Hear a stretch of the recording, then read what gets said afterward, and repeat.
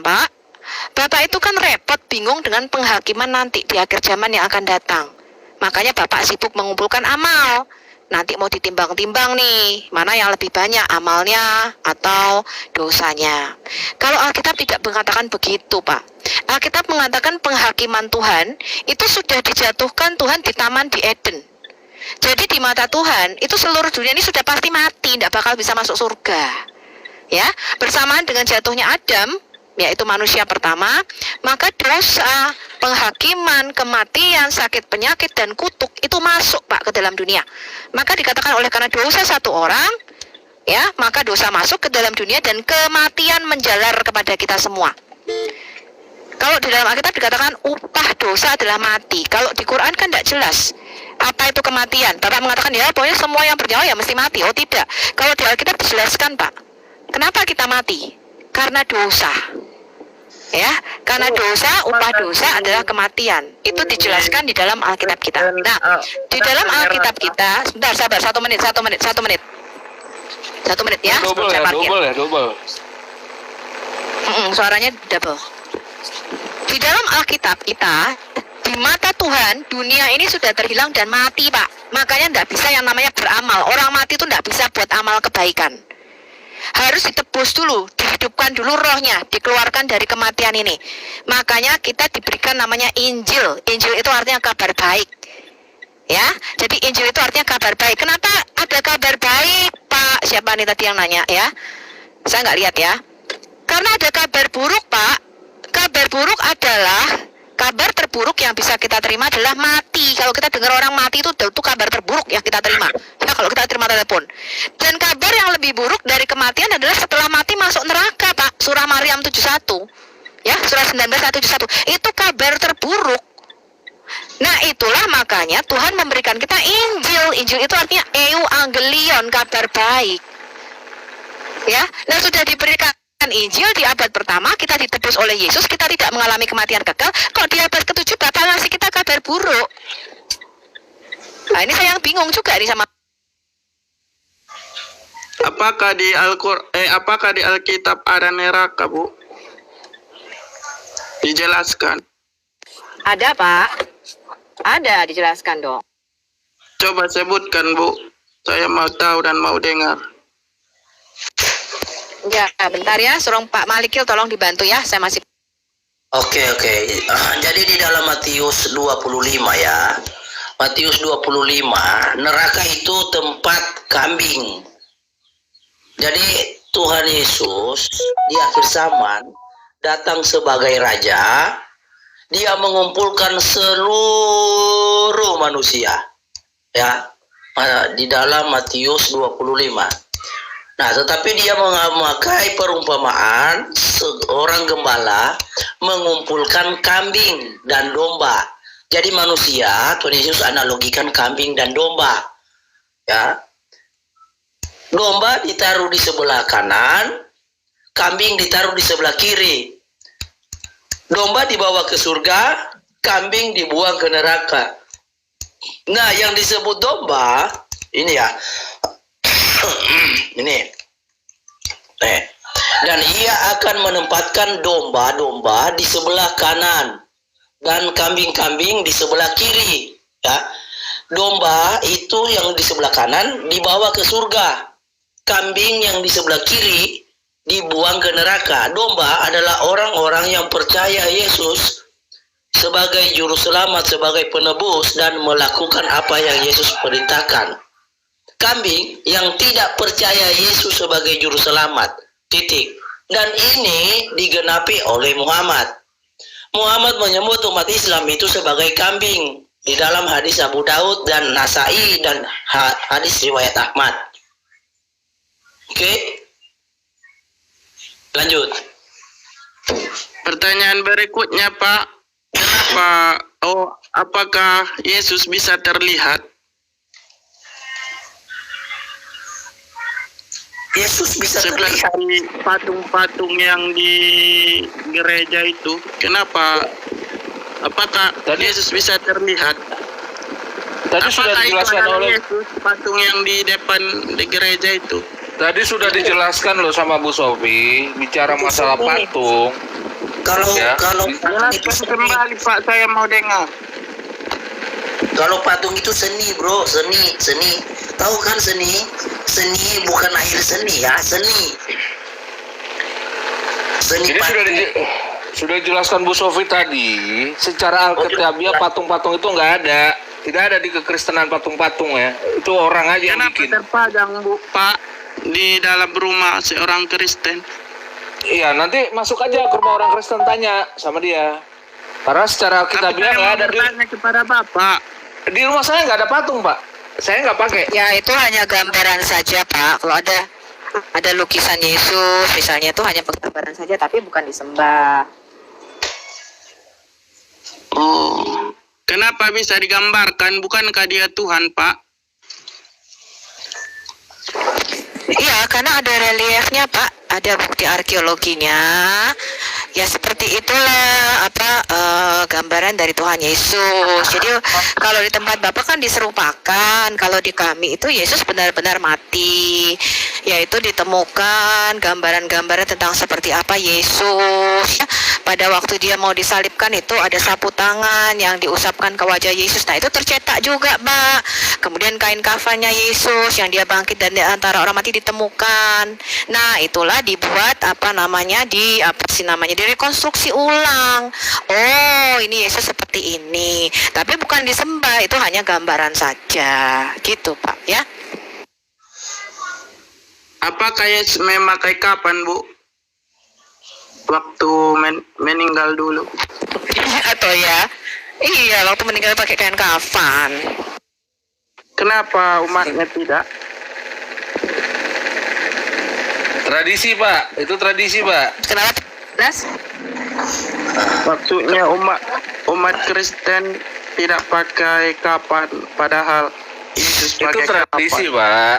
Tradisi. Oh, ya itu enggak, karena perintah Yesus adalah untuk bertobat dan dibaptis. Bukan kalau mati kamu pakai kain kafan.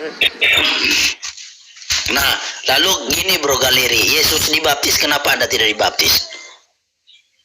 Saya bukan Nasrani Pak, makanya tidak dibaptis. Kain kafan kamu tuntut, baptis kamu tidak tuntut.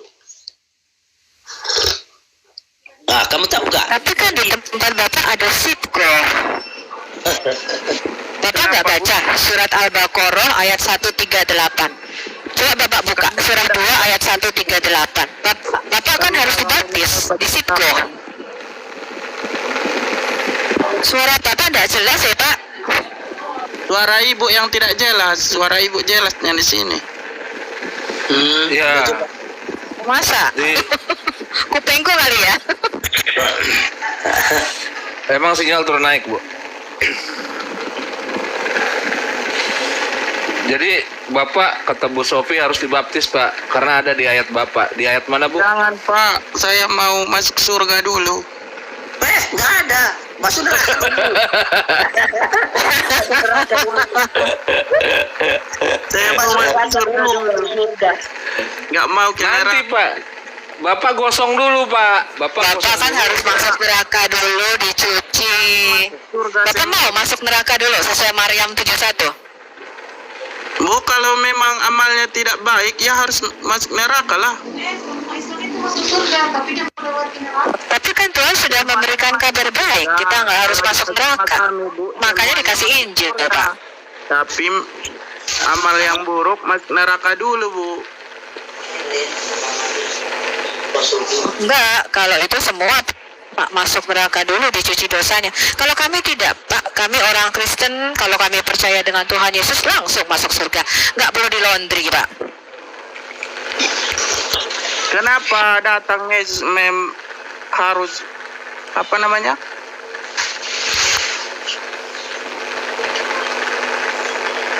Oh, pertanyaan berikutnya, Bu, kenapa ada umat Kristiani yang ke gereja hari Minggu dan hari Sabtu? Bukankah itu berbeda?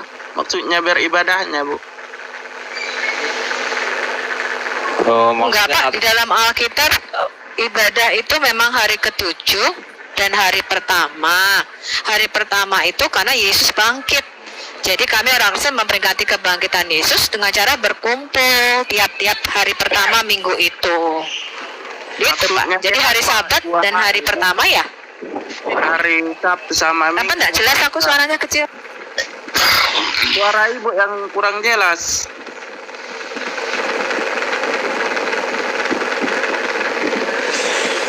Maksud Apa kenapa? saya, Ulangi.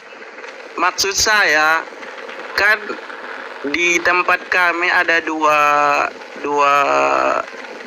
kampung. Dia ada yang Nasrani, Kristennya hari Sabtu, ada yang hari Minggu. Kenapa itu, Bu? Saat beribadah. Tujuh dan hari Tapi berbeda, Bu. Iya, nggak apa-apa. yang hari Sabtu saja, ada yang hari Minggu. Bukankah mereka sama-sama Kristen? Harusnya Kalau di tempat saya Sabtu kebaktian pemuda, kebaktian pemuda, kebaktian dewasa, Minggu kebaktian. Sama aja Pak Galeri, sama aja dengan apa yang ada di tempat Bapak. Kadang Lebaran hari Jumat atau hari Sabtu bisa beda-beda. Itu karena manusia, Pak. Ya. karena manusia. Oh, iyalah. Kenapa Muhammadiyah sama NU beda, Pak? Kami nggak beda, Pak. Beda lah. Kadang Lebaran hari Jumat ada, hari Sabtu ada. Bukan, Bu. Jadi gini Pak, pada intinya sebenarnya mau beribadah pada hari apa aja, kami nggak masalah. Wah, Mau hari Senin kah, hari Selasa, silakan aja. Gitu Pak. ya kita Tetapi pada intinya sebentar dulu Pak. Pak. Tetapi pada intinya setiap hari Minggu kami beribadah secara pada umumnya.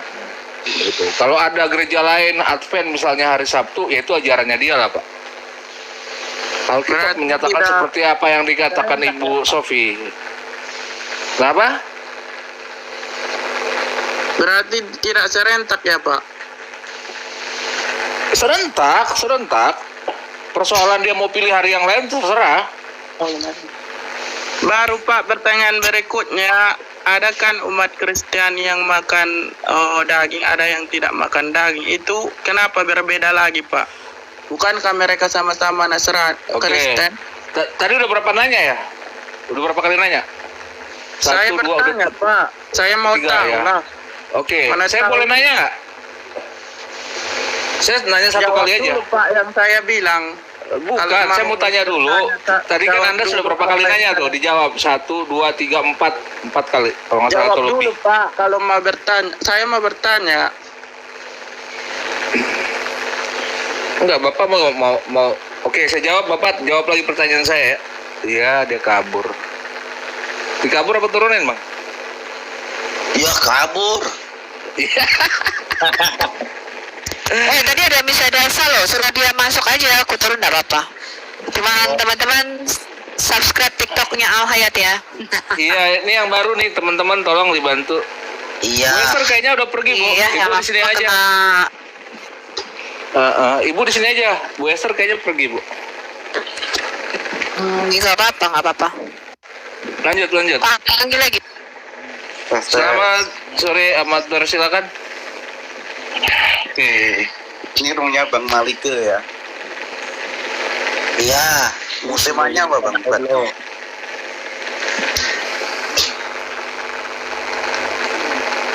Temanya apa? Atau bebas? temanya bongbes, Mas. Bongbes. Ya, bongkar bebas. Silakan. Mau nanya apa? Oke, kan tadi kan si siapa namanya? Al Hayat ini siapa namanya? Bu Sofi ya. Iya, siapa aja. Silakan. Nanya. Enggak, kan tadi kan kayak hanya patung-patung itu.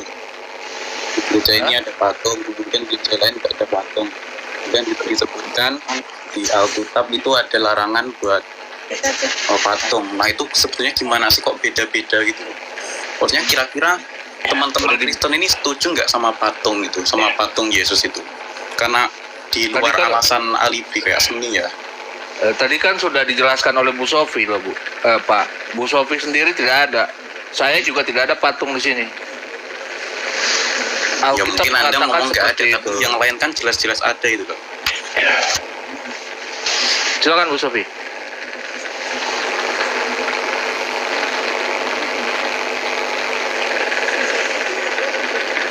Bang Malikil. Iya bro, silakan Silakan. lanjut. Ya yang jelas Pak, ya secara kitabiah kami tidak boleh ada patung-patung gitu ya Pak.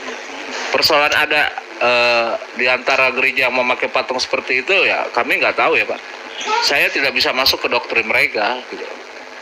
Nah, Jelas, tadi maksud saya kan gini kan, bahwa ini yang ngomong siapa? Bro Aldi ya. Oh ya, Berarti kan nggak setuju ya bahwasanya kalau ada gereja yang di dalamnya ada patung gitu ya.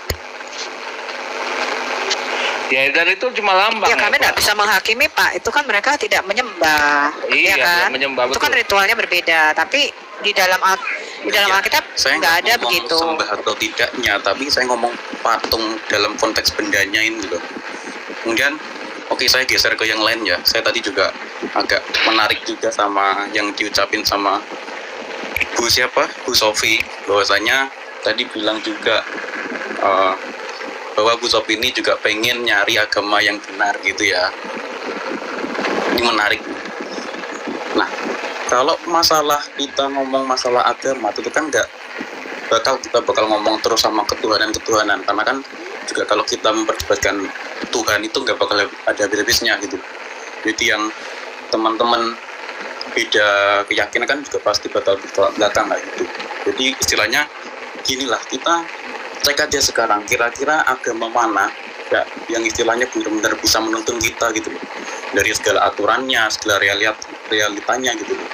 Misalkan kayak di kitab ini ada yang larangan ini, kemudian bagaimana umatnya dan bagaimana kayak kita pandangan agama buat kayak namanya tentang masalah ini gitu loh.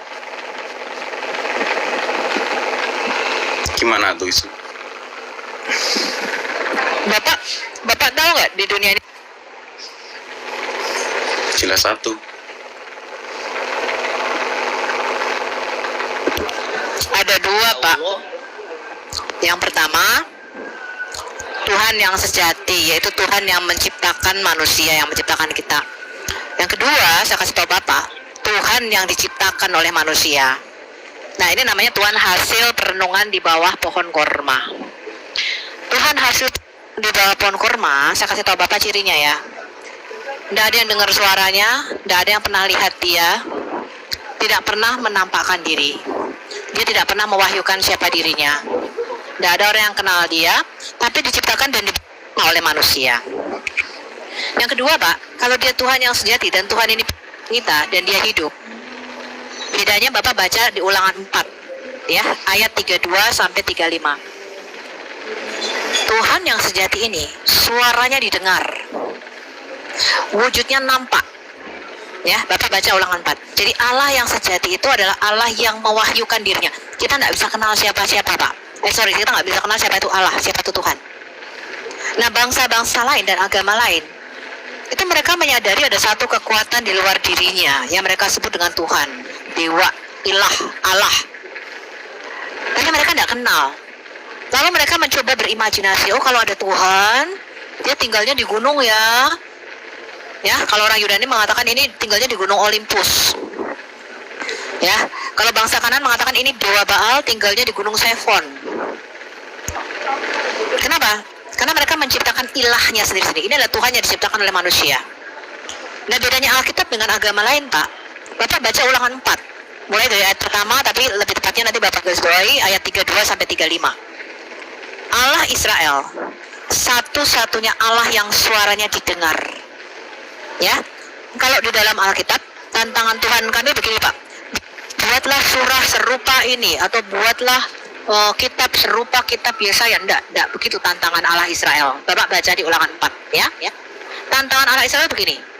Kamu tanya, dari sejak zaman manusia diciptakan sampai sekarang ini, pada waktu itu umat Israel dibawa keluar dari Mesir, ketika ada suatu bangsa mendengar suara Allahnya dari langit. Dan pernahkah suatu bangsa dibawa keluar dengan tangan yang teracung, dengan tanda-tanda, dengan peperangan, dan dengan mukjizat? Bapak baca di Keluaran 20, bagaimana Allah memperdengarkan suaranya dan orang Israel ketakutan. Lalu mereka ngomong gini, kita minta nabi saja, jangan Tuhan yang berbicara kepada kita. Nama Allah Israel itu adalah El Olam. Artinya El atau Allah yang tersembunyi atau dia yang kekal. Yang kekal itu artinya dia yang tersembunyi. Bapak tahu kalau Allah menyembunyikan diri, kita nyarinya kemana, Pak? Jadi Allah yang sejati itu, kalau dia benar-benar Tuhan, dia hidup. Bapak tantang, kalau kamu Tuhan yang hidup, tampakkan dirimu kepada saya. Karena saya menjadi Kristen, itu bukan dari kata orang, melainkan mengalami perjumpaan pribadi dengan Tuhan. Itulah bedanya Tuhan yang diciptakan oleh manusia dengan Tuhan yang menciptakan kita. Ya, Tuhan yang menciptakan kita, dia memanggil kita dengan namanya. Ya, kalau Bapak ketemu dia tahu nama kita. Yang kedua, dia bisa bicara. Jadi ketika pertama kali saya masuk Kristen, saya kaget kenapa Tuhan ternyata bisa ngomong. Saya pikir Tuhan itu jauh, kita tidak kenal, kita begitu berdosa, tidak bisa ketemu dia. Amazing. Tuhan itu hidup, Pak. Jadi Allah yang kita sembah itu namanya Allah Abraham, Ishak, dan Yakub. Dan Allahnya Abraham, Ishak, dan Yakub ini menyatakan dan mewahyukan dirinya kepada kita. Itulah bedanya kekristenan, yaitu mengalami perjumpaan pribadi dan pengalaman pribadi dengan Tuhan. Beda dengan agama, yaitu melakukan ritual-ritual tapi tidak pernah dengar suara Tuhannya. Ya, nanti kalau Bapak pengen tahu lebih lanjut, ya Bapak harus masuk ke Zoom saya atau ke YouTube saya. Gitu ya, Pak ya. Ya. Nah, yang tak ngomongin dari tadi kan saya udah bilang bahwasanya kalau kita mau ngomong keyakinan itu kan tentu berbeda kalau ngomong ketuhanan. Makanya saya nggak tanya Tuhan, saya itu tanya gimana nih kontribusi agama itu dalam kehidupan sehari-hari kita gitu loh. Nggak cuma masa 2000 tahun ini kita cuma memperdebatkan Tuhan, kan nggak mungkin ya kan. Jadi kan kalau kita itu kan kita nggak cuma beribadah, kita juga perlu makan, kita juga perlu bekerja. Nah, di mana tuntutan sebuah agama ini dalam kehidupan kita sehari-hari gitu loh. Jadi kok enggak tiap hari kita makanannya itu sama beribadah kan nggak mungkin. Kan ada tuntutannya semua, ada hukum-hukumnya. Karena begini, karena begini, di dalam Quran Bapak, itu konsepnya agama, ya, Islam adalah agama di sisi Allah. Alkitab tidak pernah bicara agama, Pak. Alkitab itu tidak berbicara mengenai religion. Makanya di dalam Alkitab tidak pernah mengatakan, hai Yahudilah agamamu. Adam tidak punya agama, Pak. Hai Yesus, Kristenlah agamamu. Gak ada. Karena Alkitab tidak pernah bicara mengenai religion. Alkitab bicara mengenai relation, yaitu bicara mengenai hubungan pribadi kita dengan Bapa yang dipulihkan oleh karena pengorbanan anaknya Yesus di atas kayu salib. Kalau Bapak baca Alkitab, di Taman di Eden, Adam itu relasi dengan Bapa. Dia bisa ngomong-ngomong dengan Tuhan, dia bisa dengar suara Tuhan dengan gampangnya. Relasi ini terputus, ya. Adam itu diceraikan sama Tuhan, dibuang karena dosa. Inilah yang dipulihkan oleh darah Yesus. Maka dikatakan Yesus menjadi jalan pendamaian kita dengan Bapa. Ketika kita percaya kepada pengorbanan Yesus, roh kita yang tadinya mati itu dihidupkan. Tadinya kita ini orang-orang calon neraka, Pak. Sesuai dengan Maryam 71, setelah mati masuk neraka. Tapi oleh karena Injil atau kabar, yaitu diberikan seorang penebus, saya tidak harus masuk neraka. Melainkan roh saya dibarui di dalam Tuhan Yesus. Dan oleh karena saya percaya kepada pengorbanan Yesus dan penebusan darahnya, maka dengan Bapa dipulihkan. Saya bisa dengar suara Tuhan. Tuhan bisa ngomong-ngomong lagi sama saya, seperti Tuhan ngomong-ngomong sama Adam. Saya bisa ngomong sama Tuhan. Saya tidak perlu pakai bahasa Arab untuk bicara dengan Tuhan saya, karena dia ngomong sama saya pakai ya. Saya tidak pernah seumur hidup selama saya jadi Kristen, Tuhan ngomong sama saya pakai bahasa Arab. Ya, dia pakainya bahasa Indonesia ke saya. Kalau teman saya yang orang Amerika, Tuhan ngomong sama dia pakai bahasa Inggris. Teman saya yang orang Turki, Tuhan ngomong sama dia pakai bahasa Turki. Nah, saya bingung, Tuhannya Bapak kok cuma bisa ngomong bahasa Arab? Nah, itu saya juga bingung. Ya, karena seumur hidup selama belasan tahun saya jadi Kristen, Tuhan ketika bicara dengan saya, dia pakainya bahasa Indonesia. Nah, itulah yang dipulihkan ketika kita bisa berelasi lagi dengan Tuhan. Maka bagi orang Kristen tidak ada yang namanya penghakiman, Pak.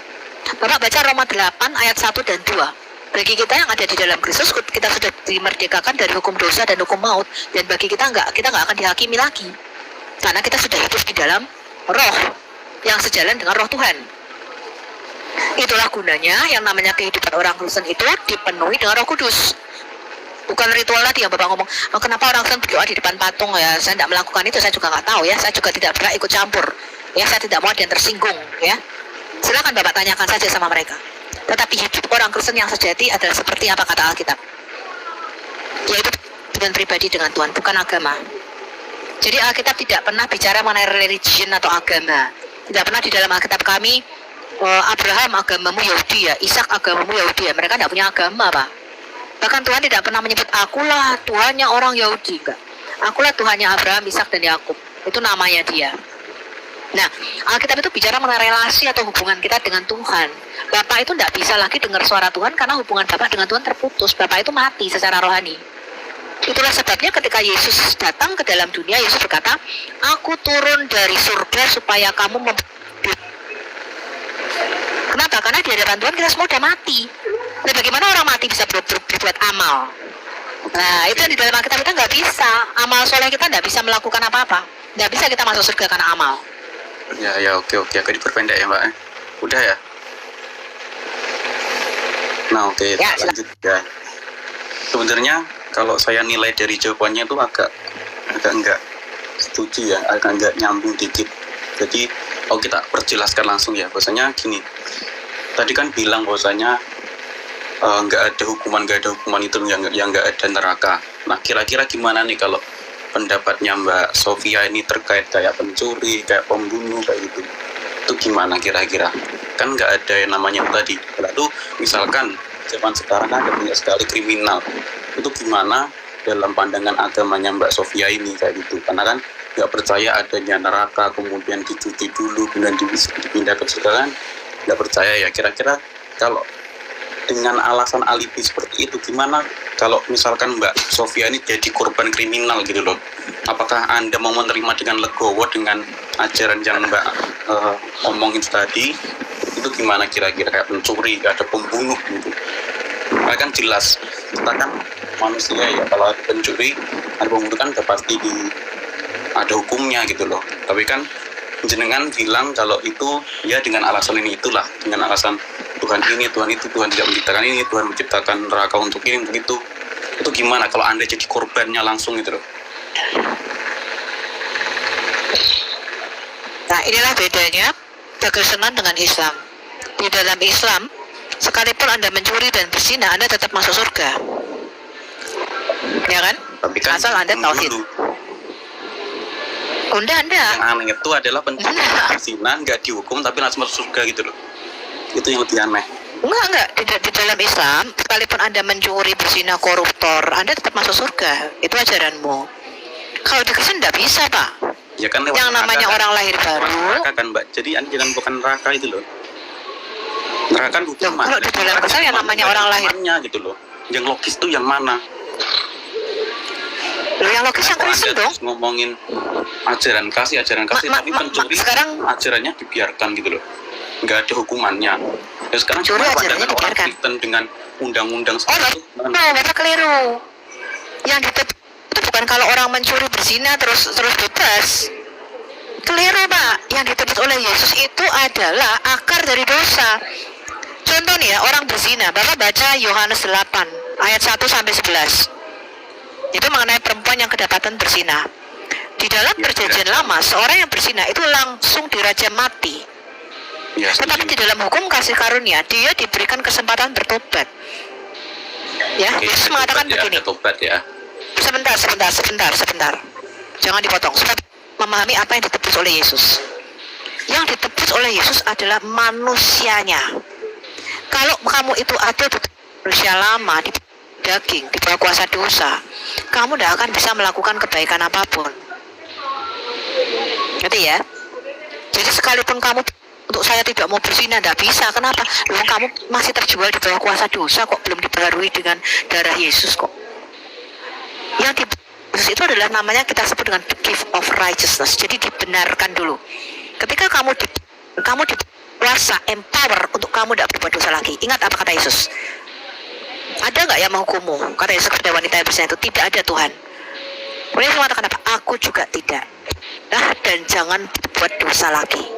Ketika wanita ini dibenarkan, ya, Maria Magdalena ini dibenarkan, kemudian dia diberikan kuasa, dia jadi manusia baru. Ya, dikatakan daripadanya diusir 7 roh jahat.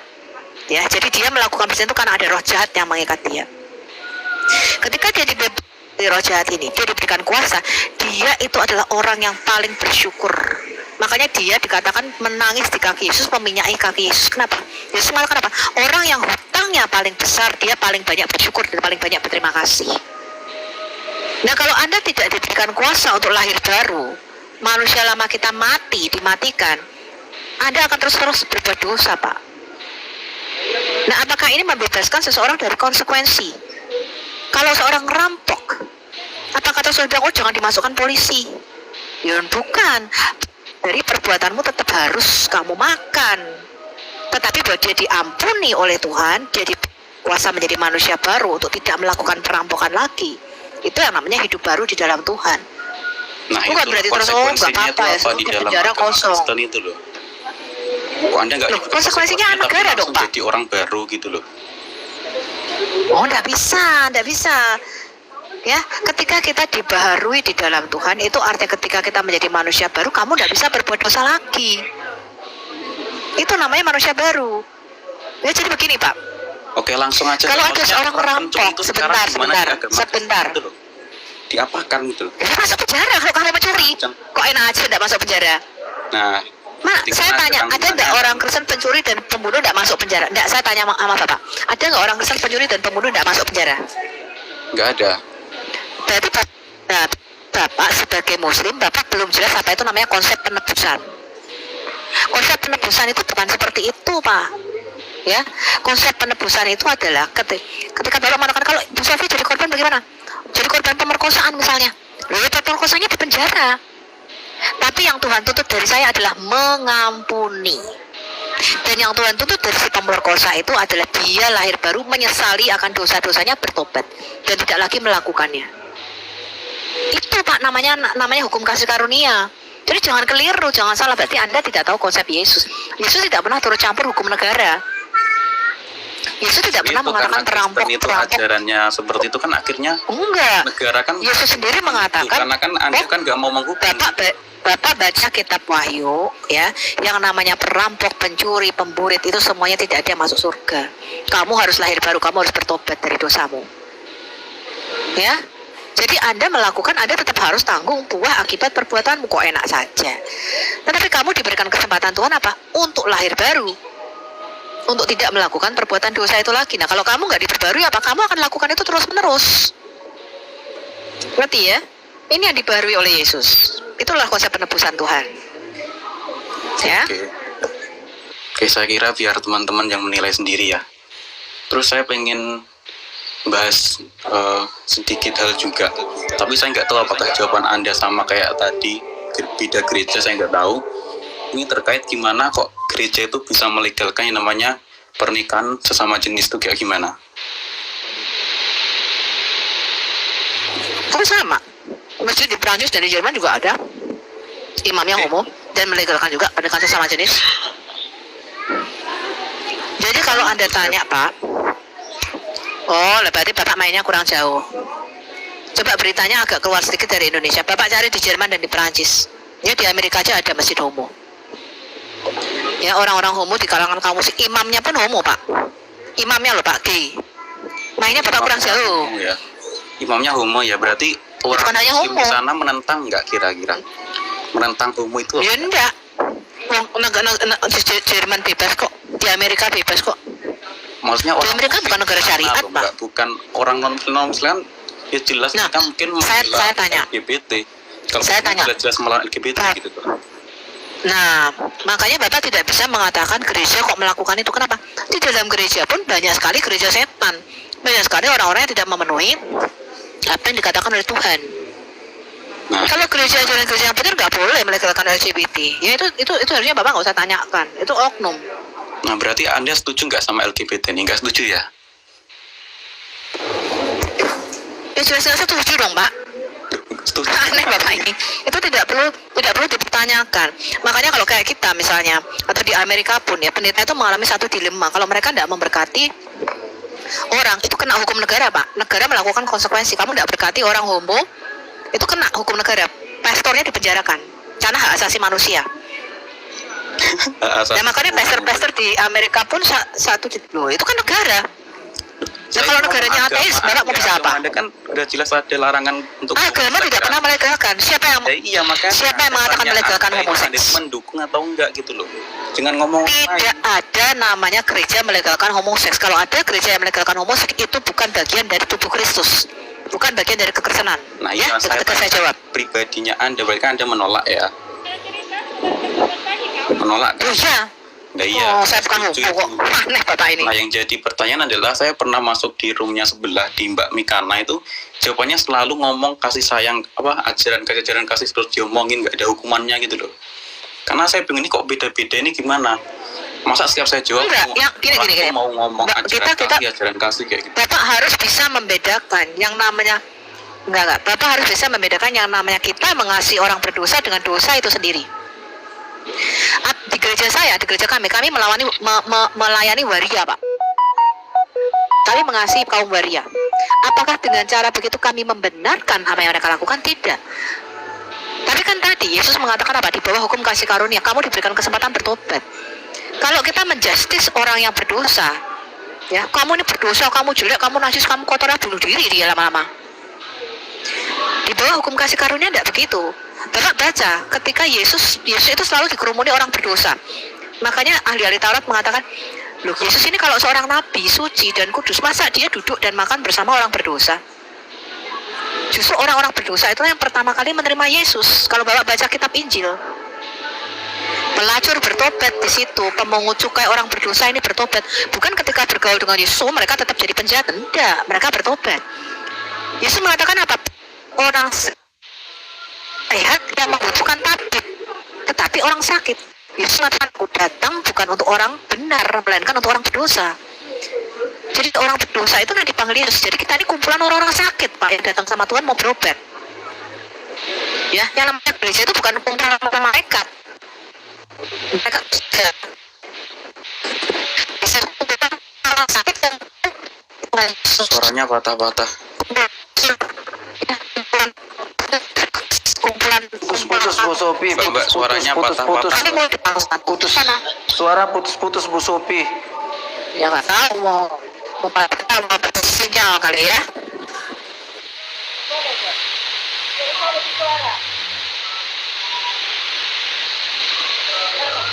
Iya. Halo. Iya. Jaringan. Jadi di saya hujan deras. Mungkin jaringannya. Nah, oke, saya ngomong sama Mas Malikil, Bang Malikil aja ya kalau gitu. Bang Malikil kan tadi bilang di Sulawesi Utara ya. Kan jauh kalau sama di Jawa atau di tempat lain. Tuh kira-kira gimana tadi sama kayak orang yang mencuri, kalau orang yang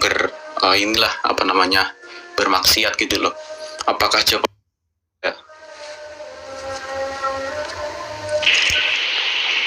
Iya. Hujan deras di sini. tapi jelas kan? Iya, gini bro. Jadi maunya amatir shop ini maksudnya apa? Maunya apa dulu? Maksud saya Terkait kan hal tadi ini. Mbak Shalom abang-abang semua, shalom. Salam. datang.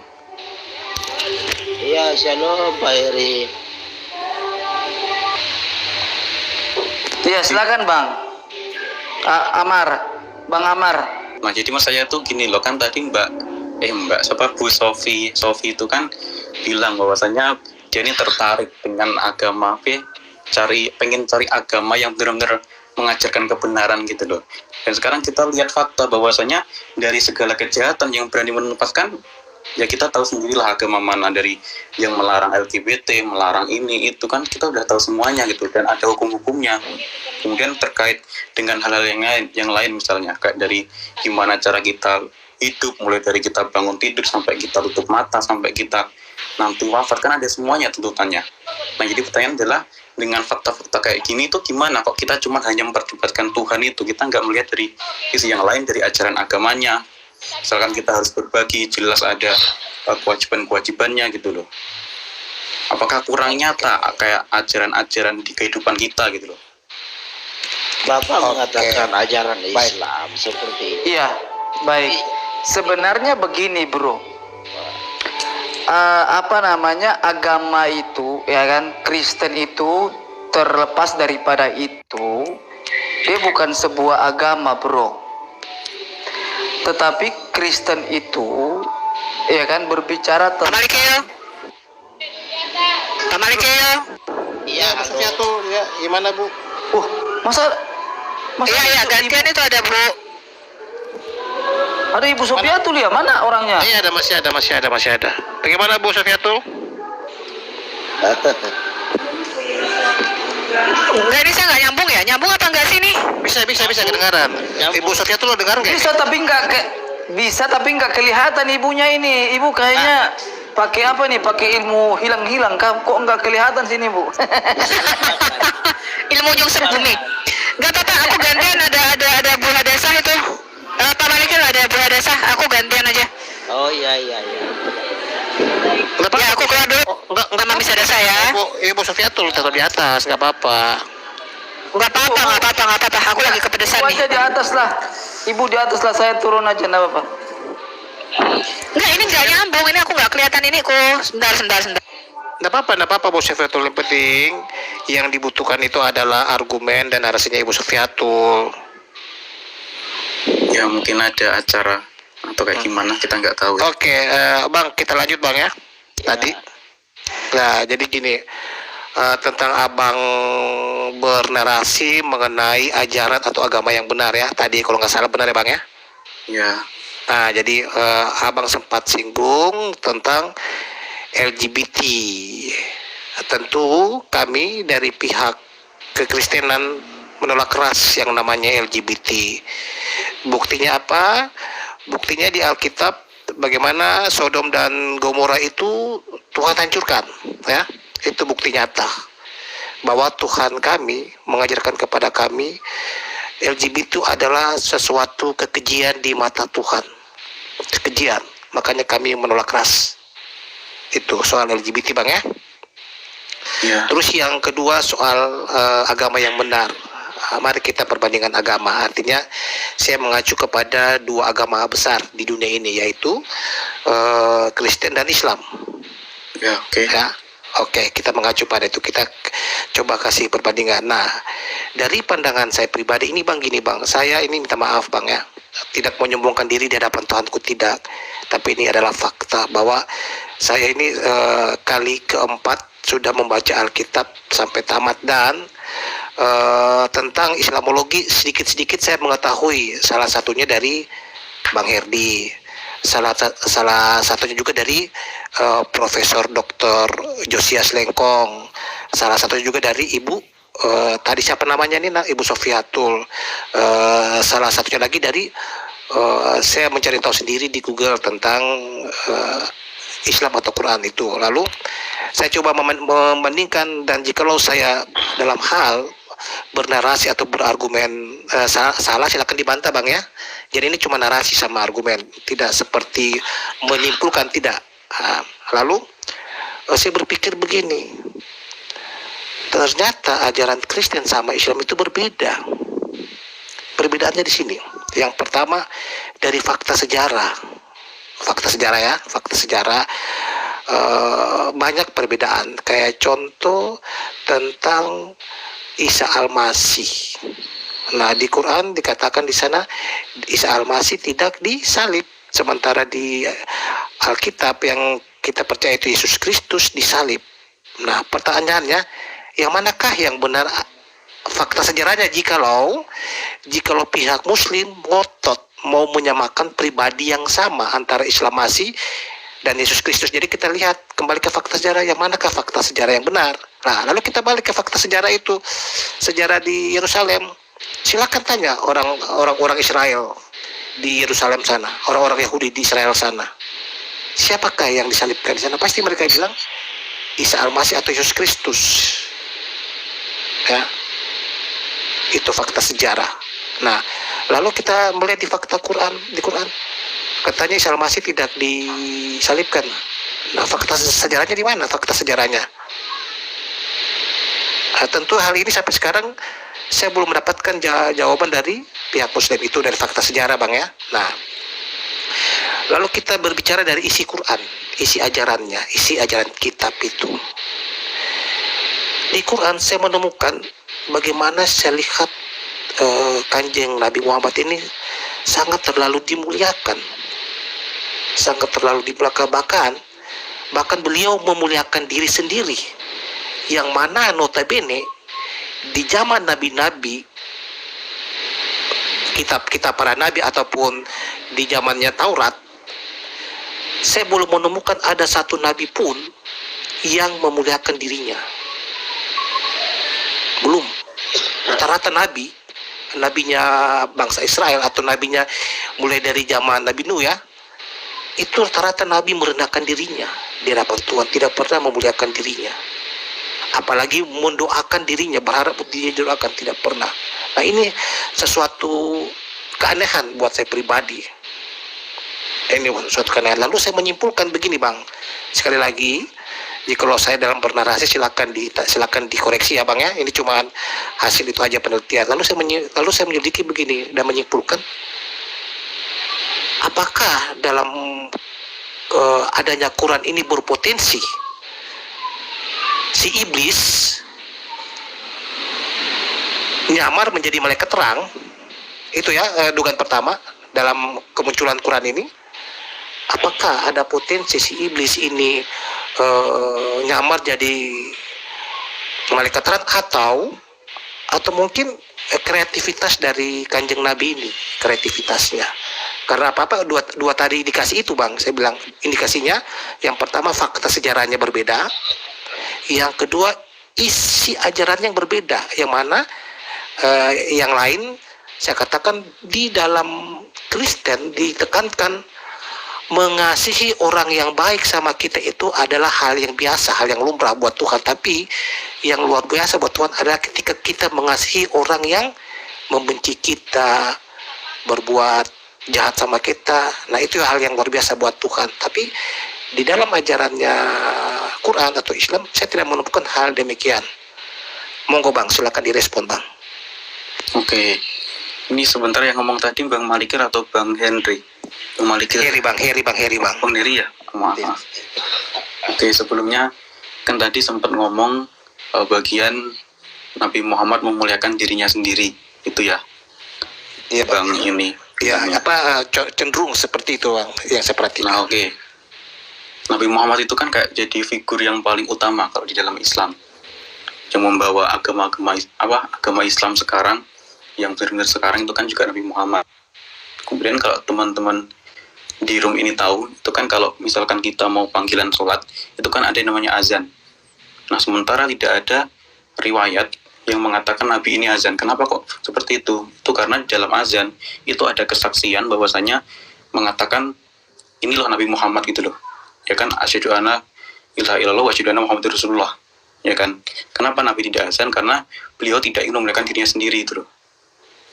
Kayak itu. Kemudian sama juga kayak sholawat Nabi. Nabi kan tidak pernah sholawat atasnya.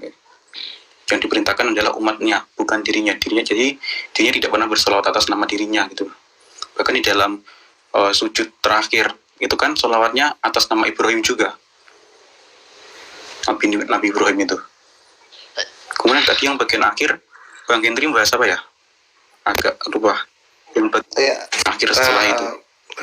Tentang fakta sejarah yang kenapa kok di Quran sama Alkitab berbeda cerita, berbeda fakta sejarahnya, Bang. Yang terkait apa ini, Bang? Ya, kayak contoh tadi saya bilang, ketika pihak Muslim ngotot bahwa Isa Al-Masih adalah pribadi yang sama dengan Yesus Kristus di Alkitab, maka yang harus membuktikan itu adalah pihak Muslim sendiri, karena kan yang duluan muncul fakta sejarahnya kan dari pihak Kristen tentang kisah Tuhan Yesus ini. ya kan? Lalu berapa ratus abad kemudian, lalu loh tiba-tiba ada kitab yang membelokkan ceritanya. Apabila pihak Muslim ngotot ini pribadi yang sama, tapi kalau umpamanya ini pribadi yang berbeda, saya pikir no problem di sana ya. Yang saya permasalahkan adalah ketika pihak Muslim menyamakan bahwa ini adalah pribadi yang sama, seperti itu terkait fakta sejarahnya. Nah, oke, kalau di dalam Al-Quran itu sebenarnya dari ceritanya itu udah ada kejelasannya. Misalkan dari sanggahan sampai sekarang pun juga udah ada dalam Al-Quran. Bahwasanya Al-Quran mengatakan orang-orang itu mereka salah sangka bahwasanya yang disalib itu adalah Isa, padahal bukan. Makanya kalau teman di room ini berpikiran bahwasanya itu Isa, Al-Quran udah jawab itu bukan Isa. Entah sejarah mau ngomong apa, tapi di sini Al-Quran ngomong itu bukan Isa. Ceritanya semuanya sama, cuman di dalam akhir hidupnya ini, akhir cerita di sini yang tentang di kayu salib tentara Romawi, itu Islam mengatakan bahwasanya orang-orang itu salah paham, dan sampai kapanpun juga salah paham kayak itu. Dan itulah di cerita Islam bahwasanya nanti Nabi Isa turun itu untuk membenarkan itu, bahwasanya dia bakal mengatakan, bersaksi bahwasanya dia tidak pernah disalib kayak gitu, Bang Henry. Oke, baik Bang.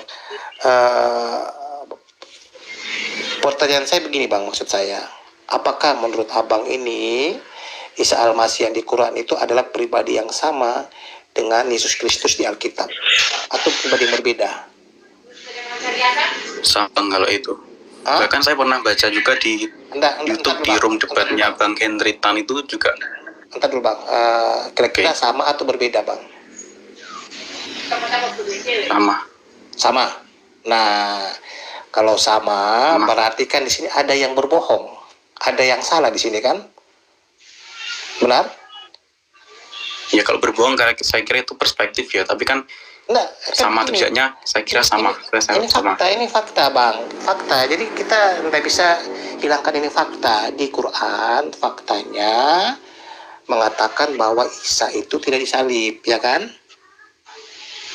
Nah, tapi di Alkitab ya justru itu di ayat lain kan mengatakan orang-orang itu kan berselisih paham kan, makanya di Al-Quran juga ada ayat itu gitu loh.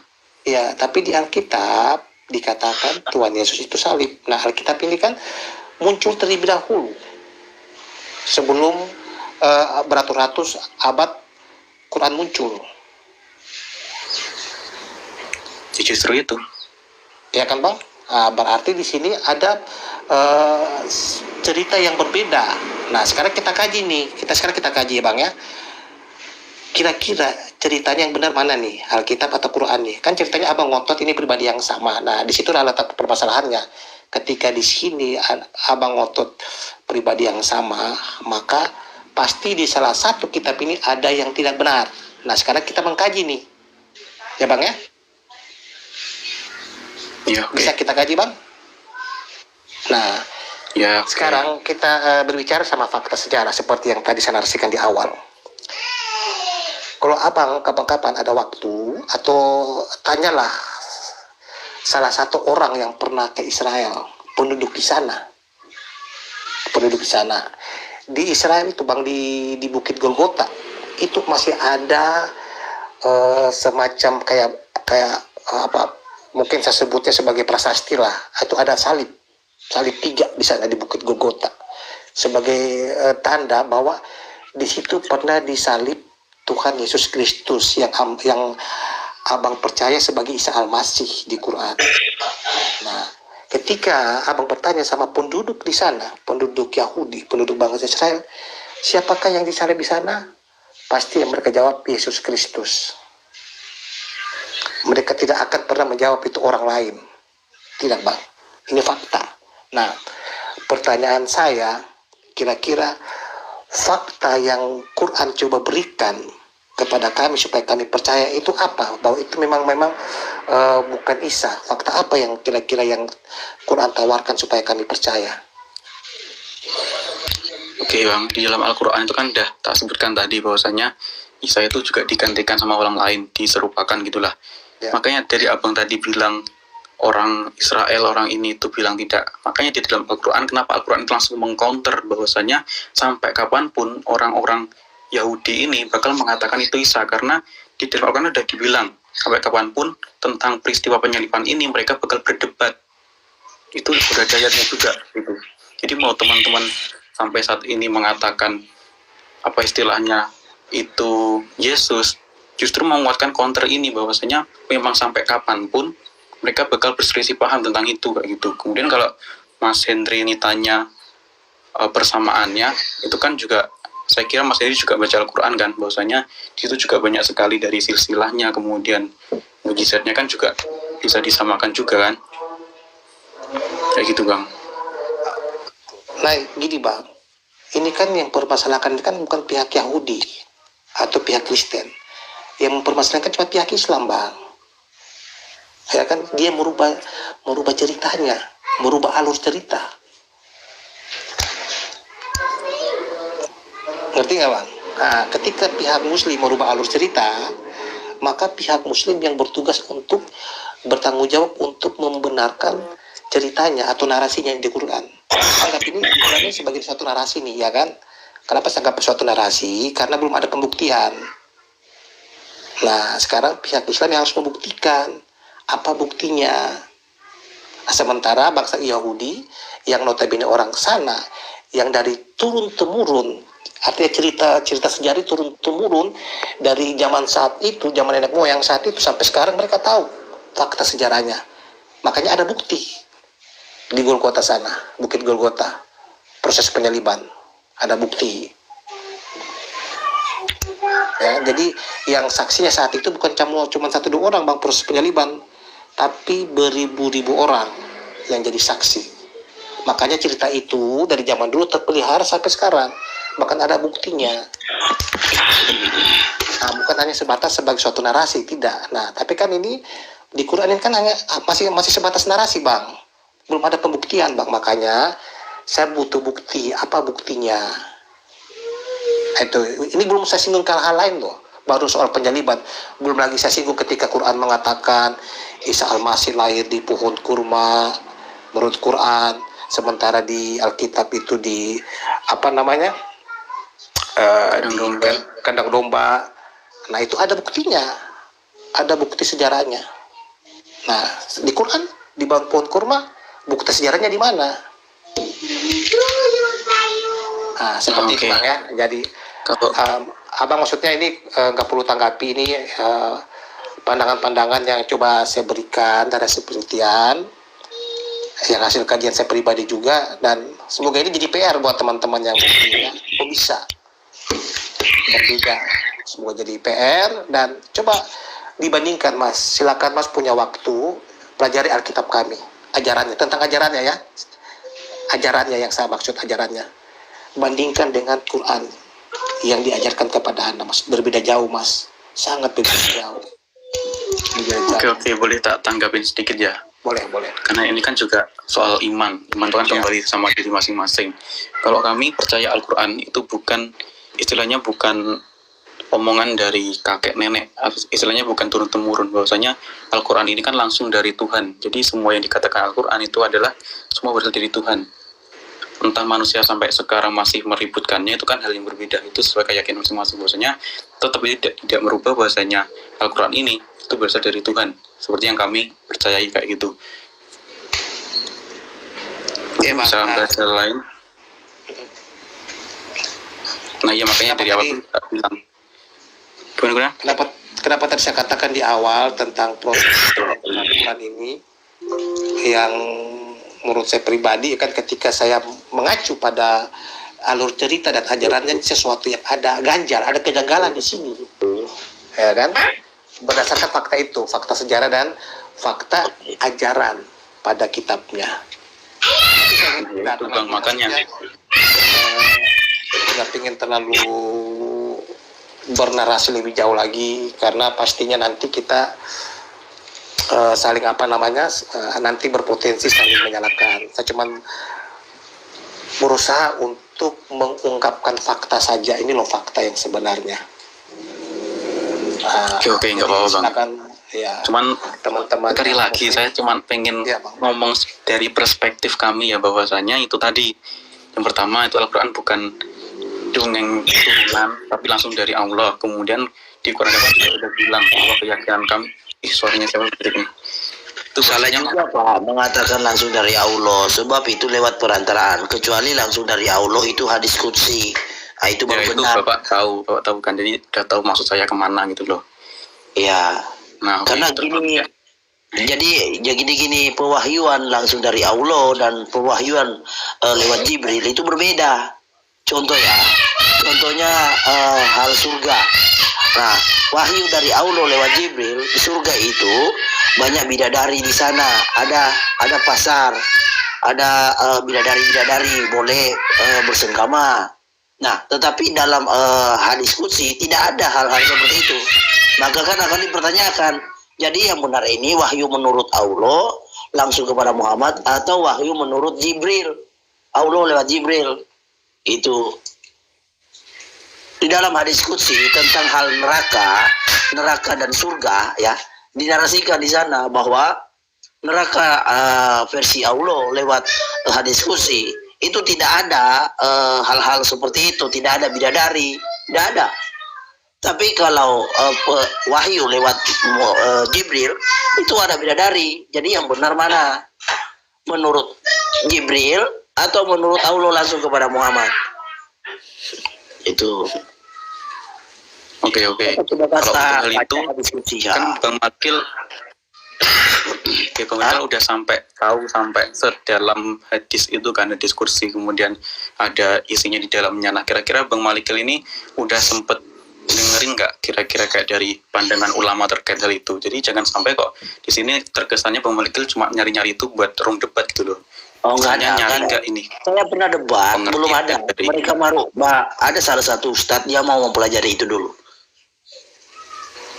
Nah, oke. Berarti kan itu masih Karena syubhat ya. itu baru ditemukan. Dan saya juga kaget ketika saya membacanya. Nanti dicoba aja tanya ke ustadznya Pak Amatir.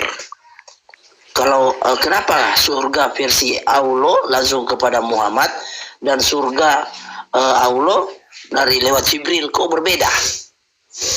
Hadis qudsi dengan Quran kok berbeda? Pemaparan surga dan nerakanya.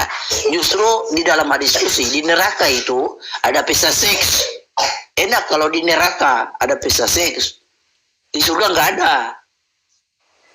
Tapi kalau lewat Jibril di neraka nggak ada pesta seks, di surga ada. Itu. Bang, Ya oke, saya kira Bang itu Erdi, bisa Bang Malikil. ditanyakan sama Om Kak. saya izin turun karena HP lo abang yang muslim. Terima kasih ya sekali lagi. Tadi Oke, cuma oke. sekedar diskusi ya bang ya. Shalom, Tuhan berkati. Ya, shalom. Shalom Pak Malikil, shalom. Selamat sore Pak Amatir. Amatir Iya. Ashop. Selamat sore Pak. Saya Ya, nama Bapak. tok saya, oke. Oke, nggak apa-apa Pak. Sukses Pak tokonya Pak. Bapak bilang kan Bapak mengimani bahwa Al-Quran itu dari Allah, langsung dari Allah gitu, melalui Jibril, diralat oleh Pak Malikil tadi. Tapi intinya itu berasal dari Allah. Itu. Nah, saya menghargai itu. Nah, kemudian saya mau bertanya, menurut Bapak, Bapak kan menghargai kitab Bapak seperti itu, percaya, beriman. Kalau menurut Bapak, kami sebagai orang Kristen, apakah kami juga menjunjung, menghargai kitab kami, menghargai ajaran kami, sama seperti Bapak menghargai ajaran Bapak? Gimana? Anda Posisinya apakah kami sebagai orang Kristen menghargai kitab kami, ajaran kami, Tuhan kami, seperti Bapak menghargai di ajaran Bapak? Saya kira sama. Sama ya Pak? Sama sih. Oke, sama. Jadi mengertikah Bapak kalau kami sampai berlelah-lelah, bahkan kami rela berkorban untuk mengkonter apa yang dikatakan Allah tentang ajaran kami? Tentang hal apa itu? Banyak hal Pak. Pertama, Allahnya Bapa mengatakan, Allah kami, Tuhan kami, Yesus Kristus, bukan Allah. Dia manusia biasa. Kemudian, kitab kami itu udah palsu.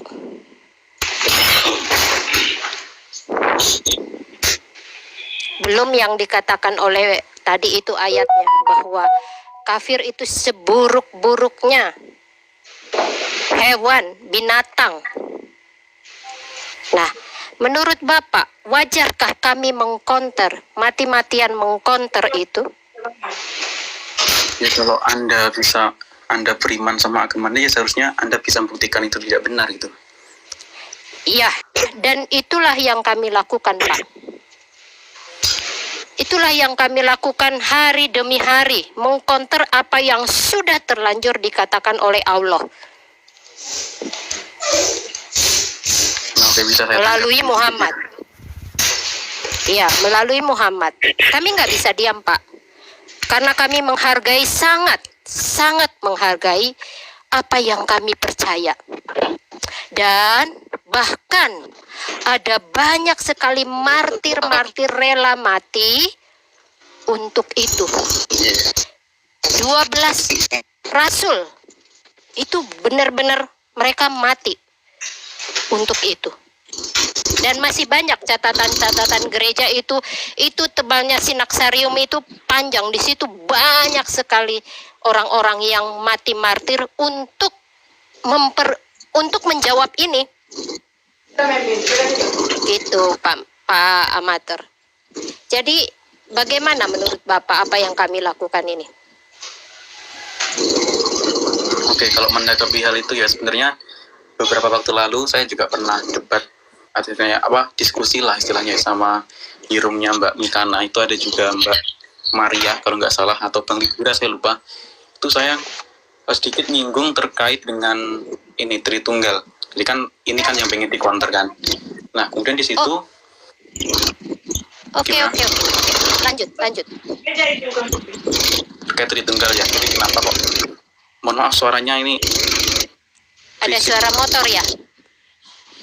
Iya, ada suara motor. Saya matiin mic-nya dulu.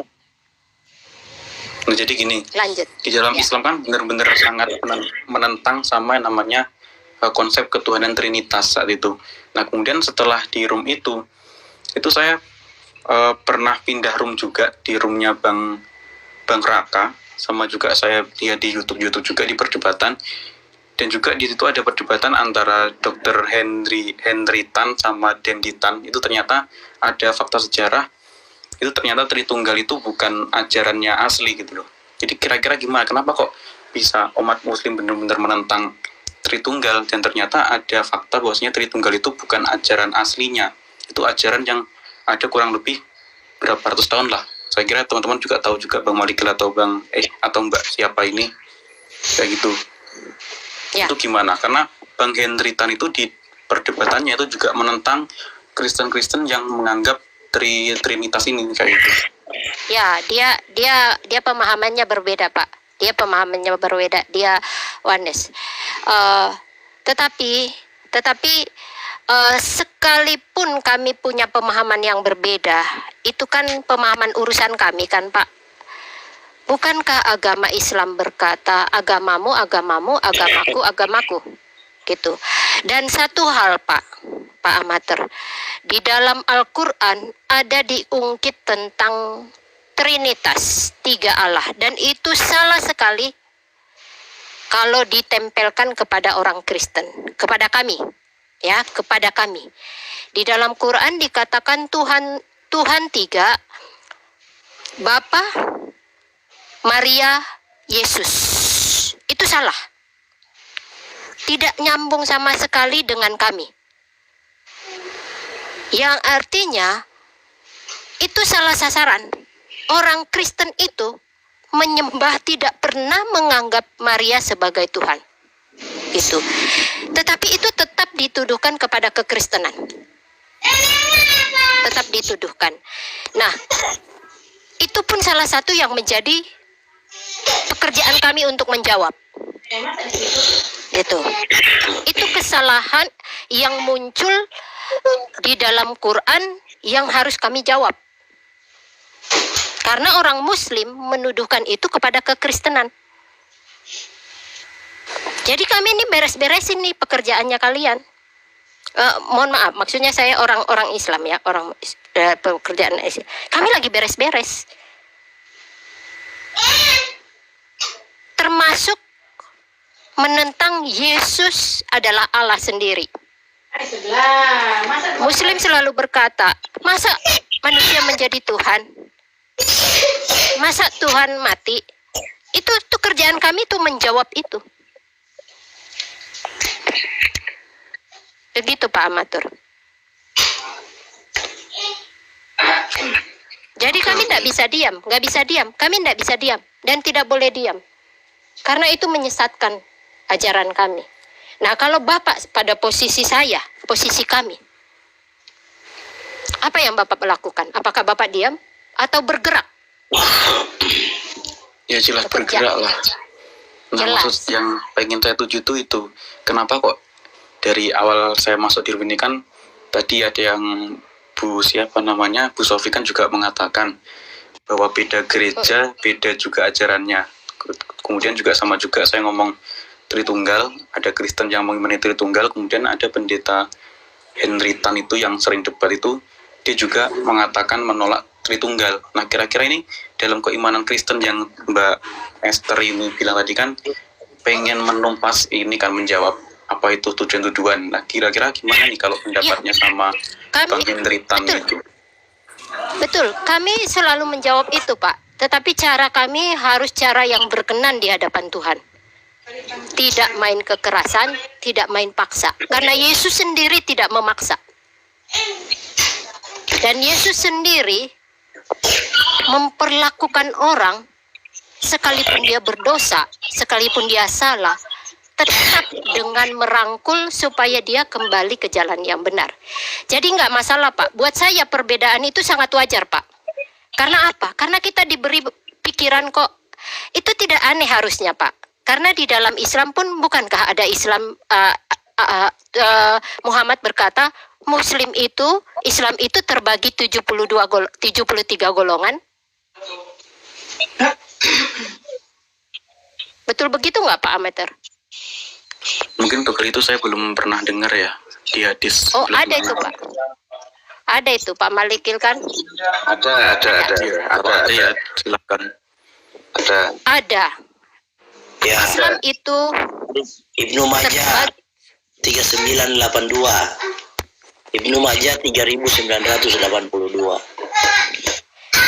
Jadi perbedaan itu sangat biasa Pak. Yang menjadi tidak biasa adalah bagaimana kita menyikapinya. Bagaimana kita menyikapi perbedaan? Apakah kita main paksa atau main kekerasan atau kita persuasif? Yang pasti Tuhan Yesus sudah memberikan contoh. Tuhan Yesus sudah memberikan contoh bagaimana dia duduk bersama seorang pendosa pemungut cukai yang akhirnya ternyata bertobat. Bagaimana dia memperlakukan Maria Magdalena yang di dalam dirinya ada 7 roh. Akhirnya menjadi seorang yang sangat bersyukur. Dan tercatat di dalam Alkitab. Itu. Jadi begitu juga tadi Pak, waktu Bapak bilang ya Pak. Jadi dalam hal ini Bapak merasa kami maklum ya. Merasa maklum kami hari ini berlelah-lelah menjawab tuduhan kepada Kristenan. Ya. Karena Bapak berkata kalau Bapak juga akan melakukan hal yang sama. Ya, begitu Pak. Karena kami memang menjawab Al-Quran utamanya Pak. Ya. Kecuali kata Pak Malikil tadi, kalau Al-Quran berkata bahwa Isa bukan Yesus, Nasrani bukan Kristen. Karena Nasrani sejauh yang saya periksa Pak, di dalam website Muslim, Nasrani ditujukan kepada Kristen. Dan saya baca di Al-Quran, Nasrani itu nasibnya sedih sekali. Nasibnya sedih sekali. Ya, saya itu. Jadi saya mau menjawab ini. Masalah Bapak tadi berkata, oh yang paling benar yang mana gitu kan. Suara Pak Toto mungkin ada ngobrol di backgroundnya Pak Toto. Oh ya. Ini kalau saya cuma gini.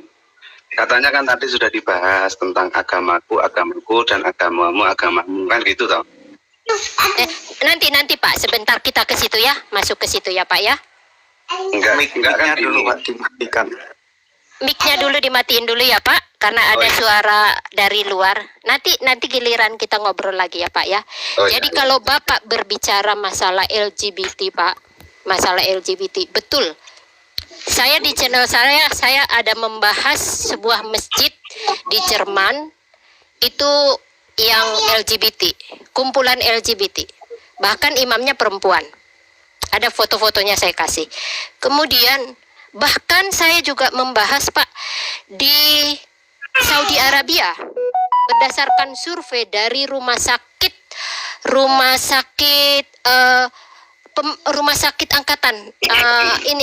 angkatan angkatan bersenjata. Rumah sakit angkatan bersenjatanya Saudi Arabia mencatat berdasarkan survei 46% mahasiswa Riyadh itu mengaku sebagai homoseksual. 46. Lalu 62% yang tadi 46% ya, 62% pelecehan seksual itu dialami oleh masyarakat Saudi Arabia yang dilakukan sendiri oleh keluarganya, kerabatnya. 16% diperkosa oleh saudaranya, sanak saudaranya, 5% oleh saudara kandungnya, 2% oleh gurunya, 1% oleh orang tuanya. Ini dari Rumah Sakit Angkatan Bersenjata.